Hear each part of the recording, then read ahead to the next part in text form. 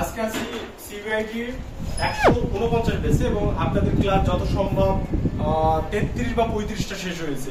এর মধ্যে আপনারা মার্কেট প্লেসে অনেকেই $80, $100, কেউ $50, কেউ $20 এরকম সবাই আর্নিং করেছেন, দু একজন বাদ দিয়ে। 49 ব্যাচটা আমাদের কাছে অনেক একটা অ্যাট্রাকটিভ ব্যাচ, কারণ আপনারা খুব দ্রুততম সময়ে আর্নিং এর দিকে অনেকটা রেসপন্স করেছেন এবং আমি আপনাদেরকে চেষ্টা করেছি as a mentor digital marketing সম্পর্কে জানানোর এবং ডিজিটাল মার্কেটিং সম্পর্কে শেখানোর এবং ডিজিটাল মার্কেটিংটা কি এটা সম্পর্কে বিস্তারিত অ্যাডভান্স বিষয়গুলো আপনাদেরকে অবগত করা।